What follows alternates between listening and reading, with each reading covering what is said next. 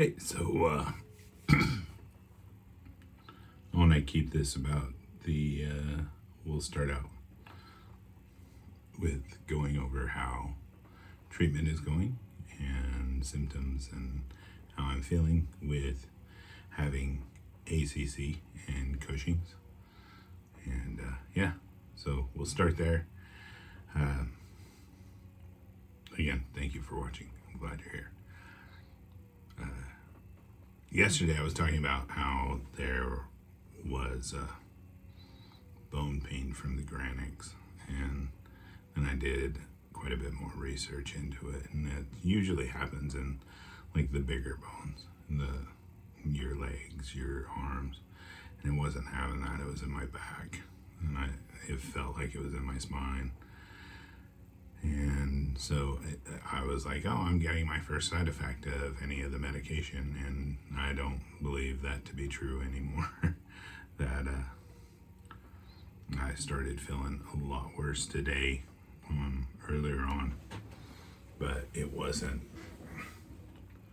I don't believe it to be anything to do with that medication. What I also did was stop my GLP-1, and with that, came back what they call like the food noise, where you can't stop, man. And that's been me for like the last few days, and that's kind of lesson learned. I'm not that strong yet. I'm not strong enough to beat that one. That's an addiction. I can't kick. That's a monkey on my back that's going to be there. So it's been within 7 days, so I just restarted it, and hopefully tomorrow I won't be feeling like this. But yeah, so the side effects that I've had have been very slim. With I mean, they're basically non-existent with the chemotherapy and all of the new drugs that they put me on for that. But once I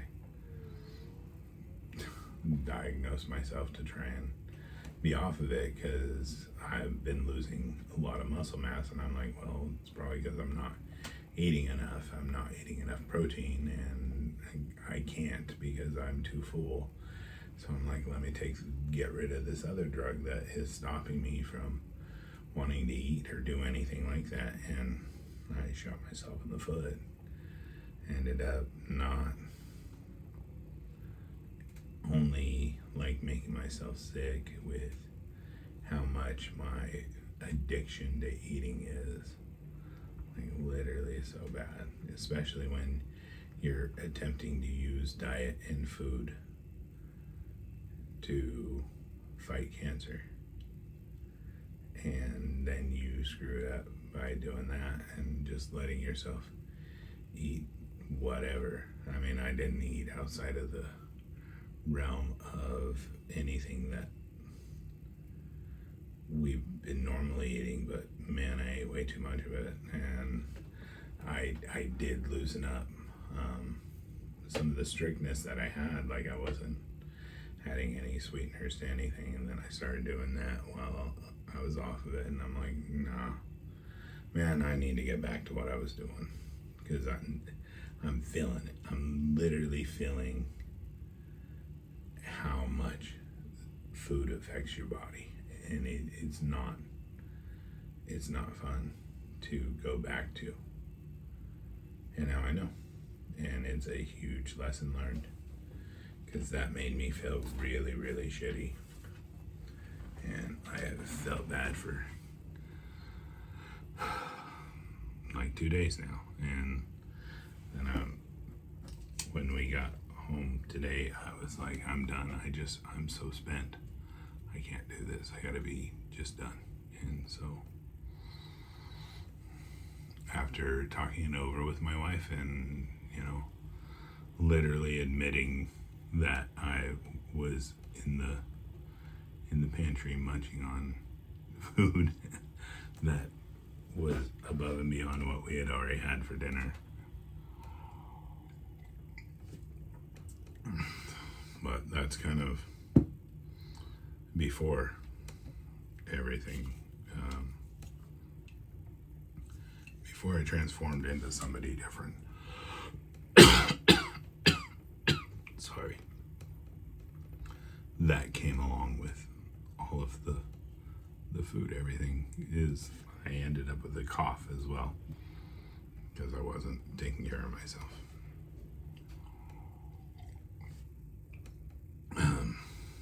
Before all that, I was kind of a deceitful, lying piece of crap.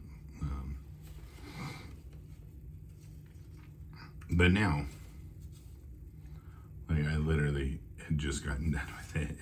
Done with, like, sneaking food in the pantry like I'm a child. I came out and told my wife, I'm like, I have to get back on the GLP-1 I've been on. And I'm like, I can't handle it. I'm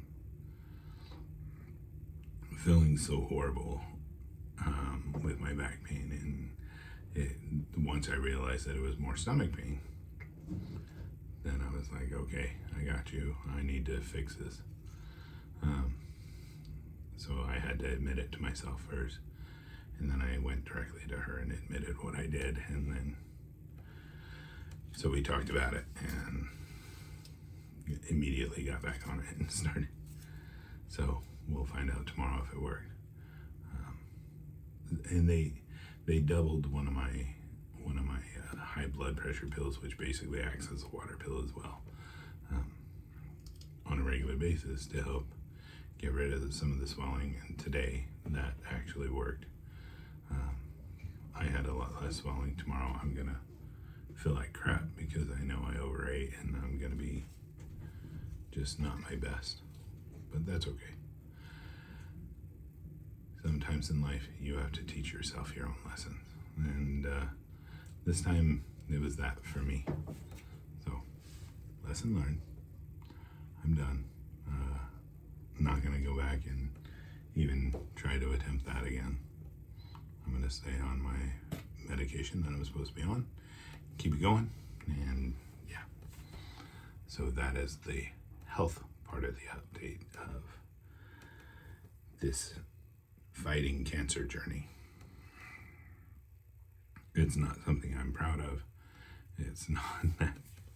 And the addiction is really not something I'm very proud of. I have had to fight this almost all my life, and it's just ridiculous that I haven't kicked it yet, and I'm almost 50, you know, and it's hard to admit to people when you're, I mean, you can literally see it. You can see the pounds I'm carrying. Man, I'm not a small dude. And a lot of that is the addiction to constantly want to eat or drink something. And I know some of that stems from when I was a smoker. Some of it just stems from growing up with food insecurities and never getting over it. Some of it, most of it's just all in my head, man. It's just there. And I just need to kind of fight through that. I'm literally fighting cancer and having issues with fighting how much food I eat. I don't know. Try not to be so down on myself, but I feel pretty messed up in my head right now. And that's as raw as I can get with you, is that I feel like I disappointed myself today. And yeah, that was it. That's that part of it. And I talked yesterday about talking about family, and I still haven't done any of the reaching out to my family, my blood relatives, yet. And that's something that I'm struggling with in my head. My son is and we haven't talked in quite a while. And last time I tried to reach out and introduce him to my new family. And this all stemmed because my youngest son wants to meet him. Seen the pictures, wants to meet him. I would love to see him. I would love to mend that bridge but I'm having a hard time getting there and not letting it kind of stress me out. And so I'm having to try and figure out how to reach out with that. That's another big struggle I'm having in my head. And so that's weighing really heavy. There's also a matter of my brothers and sisters. They all live over in the Seattle area as well. The ones that I know of that are still around. I haven't kept up in a few years. I do know 2 of them passed away. I had 5.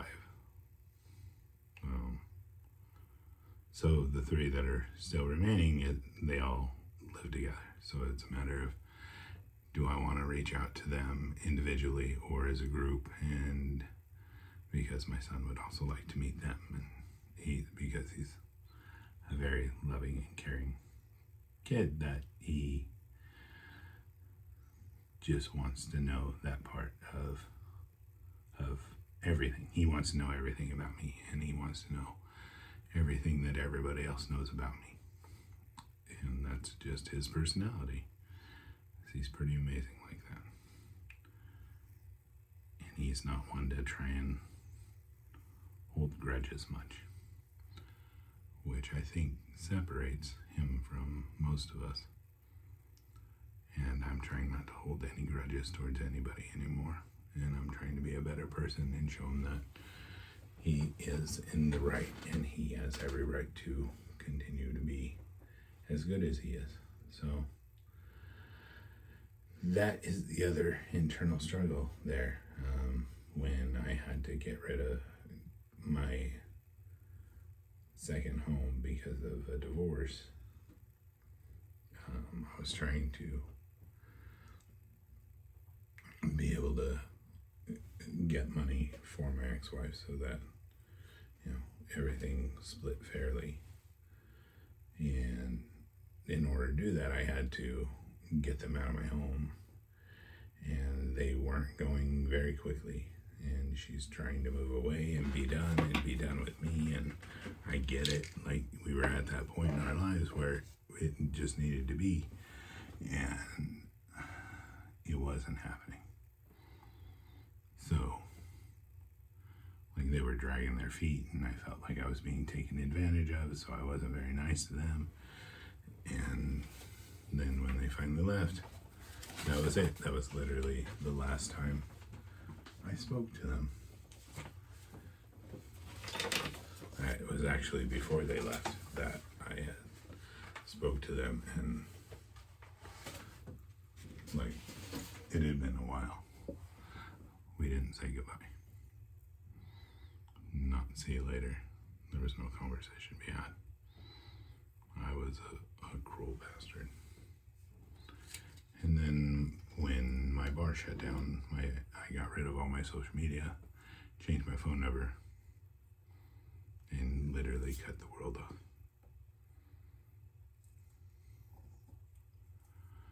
So that's a whole thing there.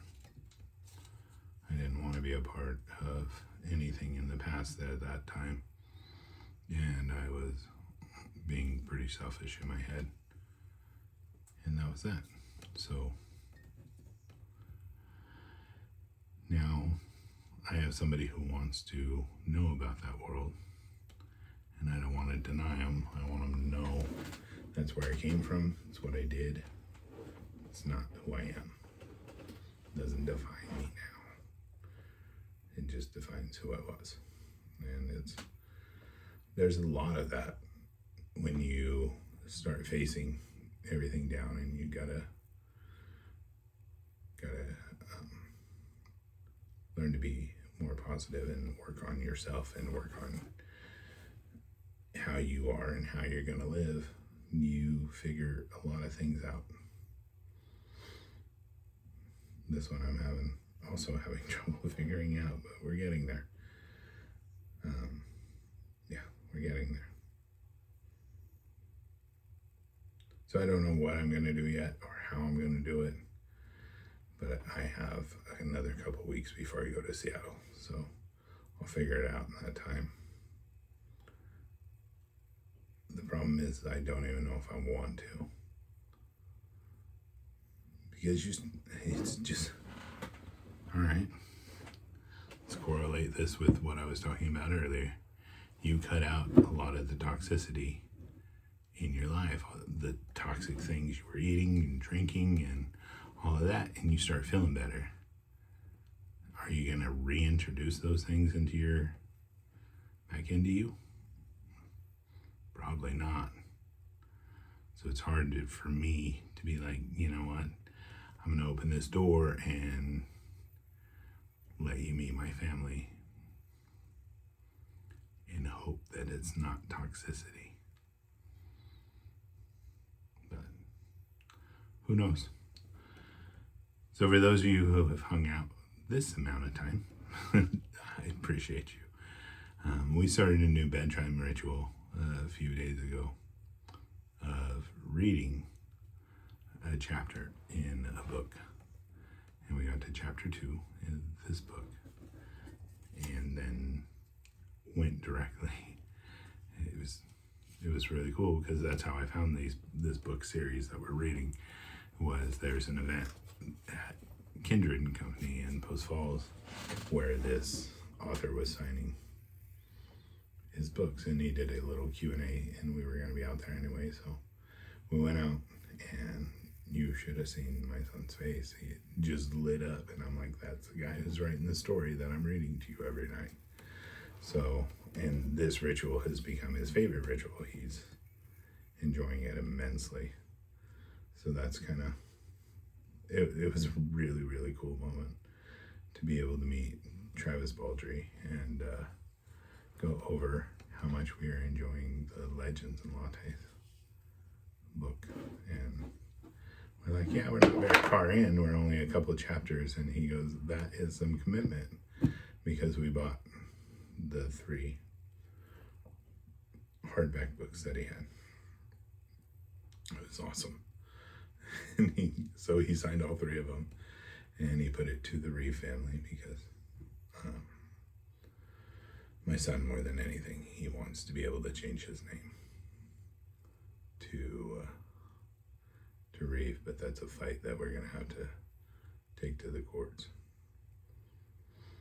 against his biological father, because I'm not going to call him anything other than that. So that's all he is. I'm that kid's dad, and he knows that. And he knows I love him, and he knows that I'm going to do everything to fight for that. But it's cool. It was a very cool moment. We got some great pictures, and it was just, I don't know, it made it magical just to see his face. And he's like, I've never met somebody who made a book before. I'm like, well, now you have. And he had a great time talking to him. He even asked him what inspired him to even start writing, and he told him his little story, and it was great. He even did doodles in our book, and it was awesome, and signed it to our family. I'm like, that's a good call there, because now you can pass it on to your kids. So it was fun. That was the highlight of the day, was going there and hanging out and doing that. So yeah, thanks for watching. I appreciate it. This is how I'm able to get this stuff off my chest and talk about recovery and everything and how we get there. So, and then I get to kind of share my life in my own little journal with all 11 subscribers that I have. And I appreciate every single one of you. And I know there's quite a few more views there, but I appreciate those who are hanging in there through the entire video and hanging out. And yeah, with that, I will tell you, I'll talk to you tomorrow.